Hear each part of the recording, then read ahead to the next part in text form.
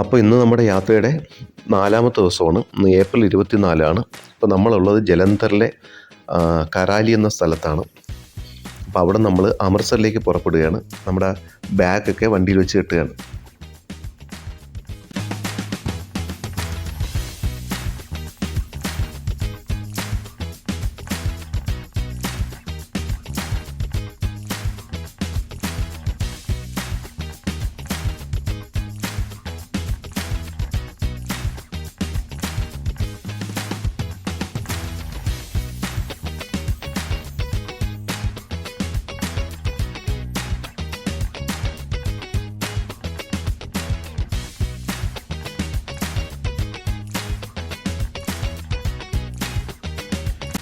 ജലന്ധറിൽ നിന്ന് ഏകദേശം 70 കിലോമീറ്റർ ഉണ്ട് അമൃത്സറിലേക്ക്. അപ്പോൾ നല്ല ദാഹം, പോകുന്ന വഴിക്ക് ഒരു കരിമ്പ് ജ്യൂസ് കുടിക്കാൻ തീരുമാനിച്ചു. ഈ റോഡ് സൈഡിലെല്ലാം കരിമ്പ് ജ്യൂസ്, മുസാമ്പി ജ്യൂസ് ഒക്കെ കിട്ടും. നല്ല കരിമ്പാണ്, കാരണം പഞ്ചാബിൽ തന്നെ വിളയുന്ന കരിമ്പാണ്. നല്ല ടേസ്റ്റാണ്. നാരങ്ങയും ഇഞ്ചിയും പുതിനയൊക്കെ ഇട്ട നല്ല തണുപ്പിച്ച കരിമ്പ് ജ്യൂസാണ്. ഒരു ഗ്ലാസ്സിന് 30 രൂപയാണ്.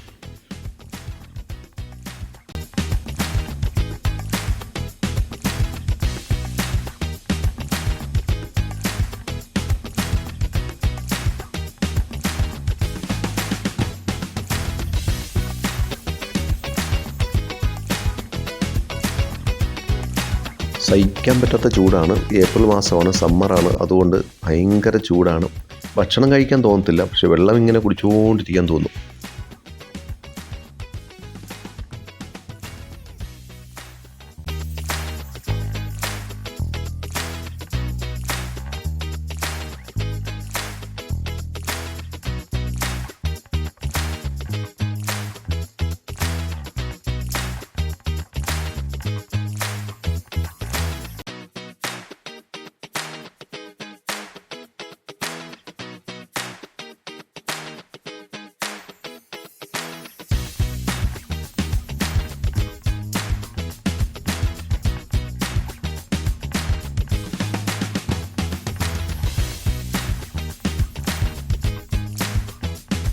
നമ്മൾ അമൃത്സർ സിറ്റിയിലേക്ക് കടക്കുകയാണ്. അമൃത്സർ നഗരത്തിലേക്കുള്ള കവാടമാണ് ഈ കാണുന്നത്.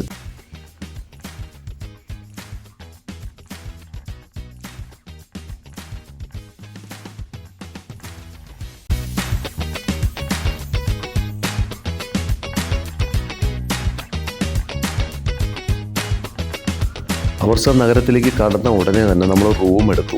ഹോട്ടൽ RRV ഇൻ്റർനാഷണൽ എന്നാണ് അതിൻ്റെ പേര്. റൂം എടുത്ത് കുറച്ച് റിലാക്സ് ചെയ്യാമെന്ന് വെച്ചു, കാരണം അത്രയ്ക്കും ചൂടാണ്. മാത്രമല്ല ഈ സമയത്ത് പോയിട്ട് ഒരു കാര്യമില്ല. അതുകൊണ്ടൊരു വെയിൽ അറിയിട്ട് ചൂടൊന്ന് കുറഞ്ഞിട്ട് ഒരു 5 മണിയോടുകൂടി ഇറങ്ങാമെന്ന് വിചാരിച്ചു. അത്യാവശ്യം നല്ല സൗകര്യങ്ങളൊക്കെ ഉള്ള റൂമാണ്.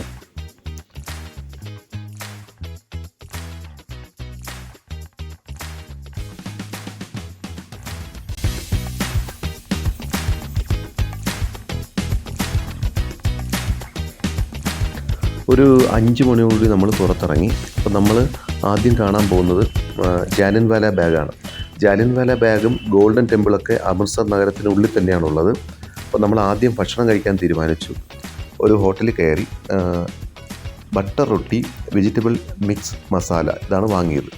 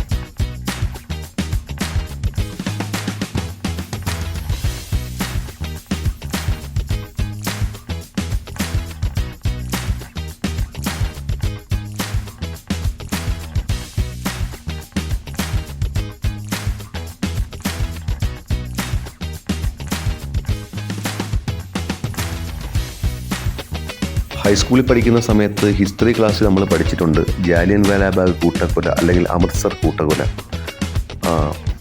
ഇന്ന് ഈ സ്ഥലം ഒരു വലിയ ടൂറിസ്റ്റ് കേന്ദ്രമായി മാറിയിട്ടുണ്ട്.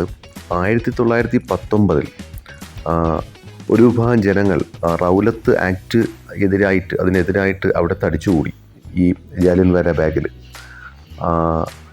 അപ്പോൾ അതിനെ നേരിടാൻ വേണ്ടി ബ്രിട്ടീഷ് ഉദ്യോഗസ്ഥനായ ജനറൽ ഡയർ സിഖ് അതുപോലെ ഗൂർഖ പട്ടാളത്തെ നിയോഗിക്കുകയും അവർക്ക് നേരെ വെടിവെക്കുകയും ചെയ്തു. ഏകദേശം 1500ഓളം പേര് ഓൺ ദ സ്പോട്ടിൽ മരിച്ചു എന്നാണ് പറയപ്പെടുന്നത്. ഇന്നിപ്പോൾ ഇതൊരു വലിയ ടൂറിസ്റ്റ് കേന്ദ്രമായി മാറിയിട്ടുണ്ട്. ഒരുപാട് കച്ചവട സ്ഥാപനങ്ങൾ, മോളുകൾ ഒക്കെ നിറയെ യാത്രക്കാർ വരുന്ന, ദിവസവും യാത്രക്കാർ വരുന്ന, സഞ്ചാരികൾ വരുന്ന ഒരു സ്ഥലമായി മാറിയിട്ടുണ്ട് ഇത്.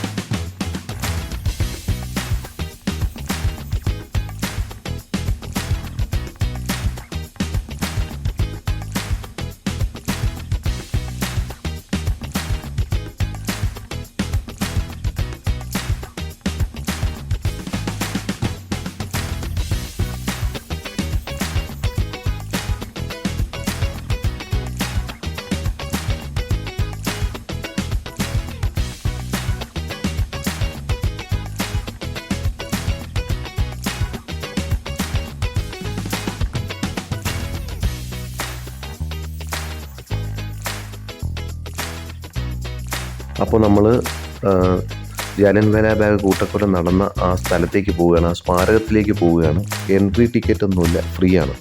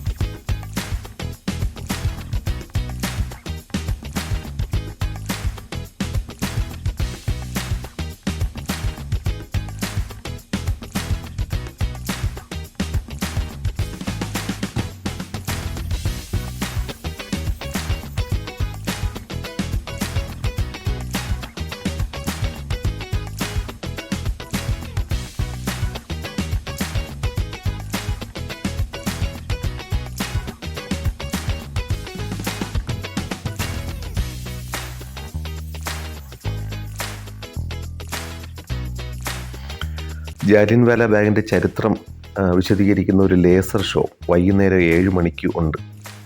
അത് കാണാൻ വേണ്ടിയിട്ടാണ് ഈ ആളുകളെല്ലാം ഇവിടെ കാത്തിരിക്കുന്നത്.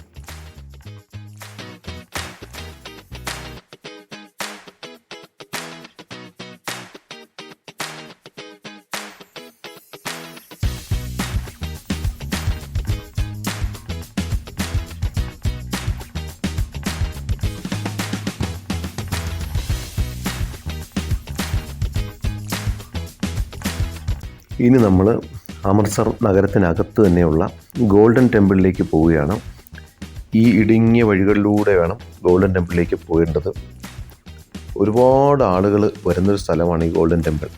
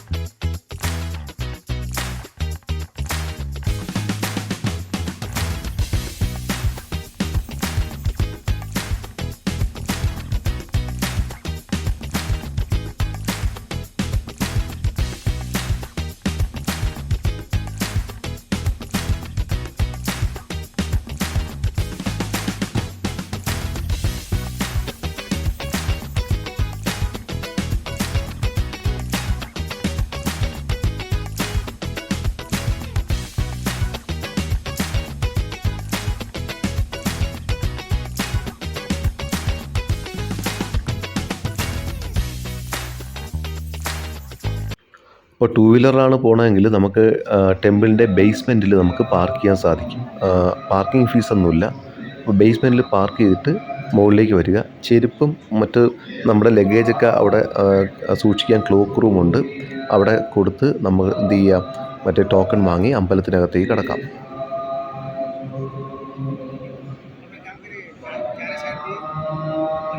ഈ ക്ഷേത്രത്തിനകത്ത് കയറാൻ ചില ആചാരങ്ങളുണ്ട്. അധികമൊന്നുമില്ല. തല മറയ്ക്കണം. അപ്പോൾ നമ്മുടെ കയ്യിൽ അതിനുള്ള തുണി ഇല്ലെങ്കിൽ അവിടെ കിട്ടും. ഒരു സ്കാർഫ് പോലത്തെ സാധനമുണ്ട്. അത് തല മറച്ച് വേണം നമ്മൾ കയറാൻ. അതുപോലെ തന്നെ കാലൊക്കെ സാൽവാറും കമ്മീസും ഉള്ള ഡ്രസ്സൊക്കെ ഇട്ട് വേണം അവിടെ കയറേണ്ടത്. വലിയ ആതിഥ്യ മര്യാദയോടെയാണ് ഇവർ നമ്മളോട് പെരുമാറുന്നത്. വെള്ളമൊക്കെ തരും. അതുപോലെ ഭക്ഷണമൊക്കെ ഉണ്ട്. പക്ഷെ ഞങ്ങൾ ഭക്ഷണം കഴിക്കാൻ നിന്നില്ല.